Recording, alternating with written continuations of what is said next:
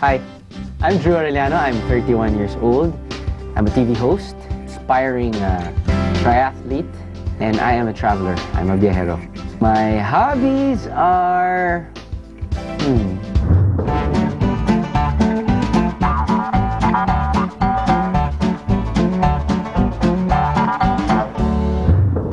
Noong umaga, parang ito yung trip kong gawin. Hobby cat! Nahihilo ko. Mga cool, kakaiba at ahastig na hobbies ibibida namin ngayong umaga at walang basagan ng trip.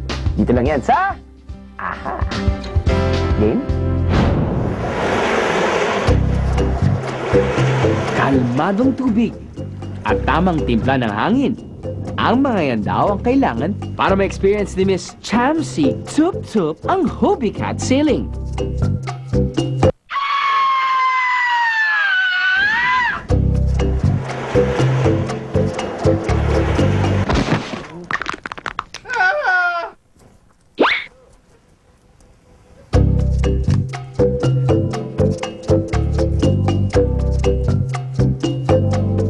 Chamsi Chup Chup, Dominican Republic. Kayanin kayo na aking Poison Grace, ang Hobby Cat Challenge for today. Let's see, on here at the Dominican Republic.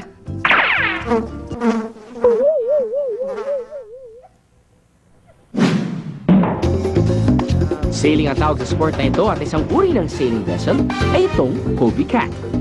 Ang Hobie ay hango sa pangalan ni Hobie Alter, ang founder ng kumpanya ang gumagawa ng mga Hobie Cat. Cat naman is short for catamaran o boat na may dalawang parallel hull. Ang hull ay ang pahabang base o body ng sailboat. Hobie Cat sailing is considered an extreme sport because it involves a lot of skills and they're usually done in open waters.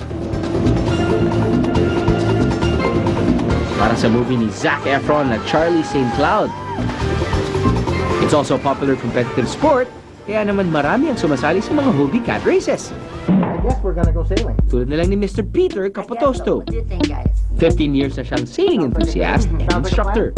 Sounds like a good idea. Let's go sailing. Let's do it. Welcome to my life.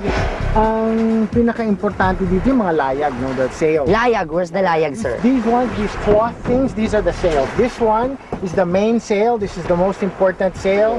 And then we have another sail, which is in the front of the boat there, which is called a jib sail. Ang main sail ang pinakamaliit at ang jib sail naman ay ang small triangular sail na karaniwang ginagamit sa mga cruising at racing. The sails are controlled by ropes. Na ganyan, Para?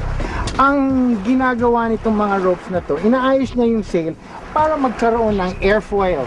Anong ibig sabihin? Airfoil, yung ano yun, parang shape yun ng sail. Yes. Parang wings ng eroplano na makukuha niya yung power ng wind tapos ma-drive niya yung Para makamove. makapag-move siya. I see. Paano mo naman ngayon i-maneuver yung direction ng boat? Okay. What are you gonna use? Very nice question. Meron tinatawag na rudders ang Hobie Cat. Kumbaga sa kotse, ito ang gulong. Nakakonect ang rudder sa isang stick na magsisilbing manibela so we can go left or right. At the moment of truth, ako naman magta-try ng Hobie Cat at may papasuot sa akin si Sir Peter na Diaper. diaper. No, this is the This is the trapeze harness. trapeze harness. Ang trapeze harness ang nagbibigay ng adrenaline rush sa sport na ito. Isipin nyo mga kaaha, ganyan gamitin ang trapeze harness. Take note, ginagawa ito not only to add excitement. Tapos, eto, giniklip ito dito. So, pag nasa labas na tayo, malakas yung wind na makakapagtumba ng boat. Kaya ang ginagawa natin, eto, tatayo ka ng ganon sa labas ng boat. Para makontrol. Para makontrol mo yung weight. So makikita mo, pag takbo natin, yung crew usually nasa labas. Kung sobrang lakas, pati yung tinatawag na skipper, yun nakalabas din. Kailangan kasi ng pampabigat ang side ng boat na aangat dahil sa lakas ng hangin para hindi ito tumaob.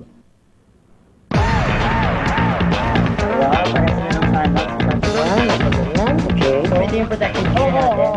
Huwag Huwag natin kalimutan ng life vest for safety para hindi malunod si Miss Chamsi Chup Chup just in case tumaob ang boat. Okay. Are we ready on? to go? Let's go. Ah, wait. I'll remove my protective gear. Head protective gear. There. Oh. Yes, because it's gonna, you know. Let's go.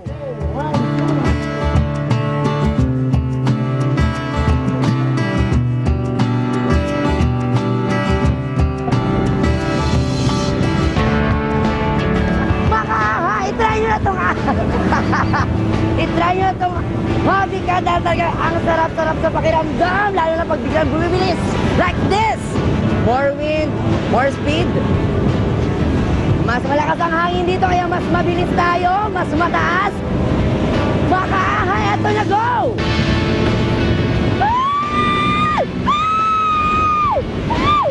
Ay! Ang sarap! Ay!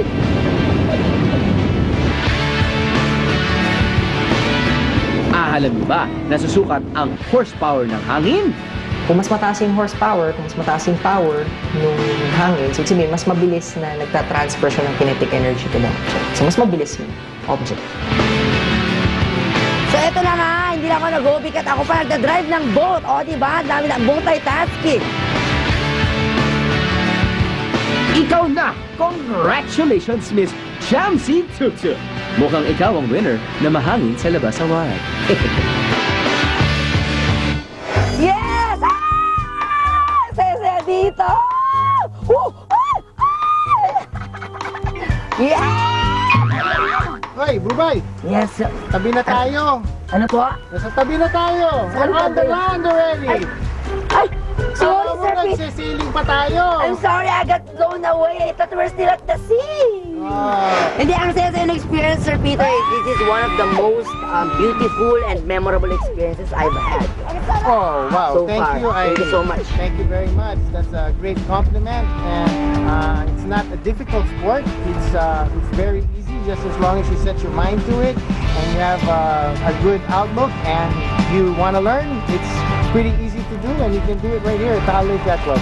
Perfect! O, mga kaaha dyan. O, diba? Amazing talaga.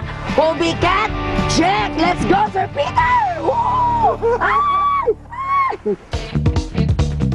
Microlights are lightweight aeroplanes that can be ridden by 1 to 2 persons. Kahit sa ang surface na may papatuan, pinapatulan sa ngalan ng picture-picturan,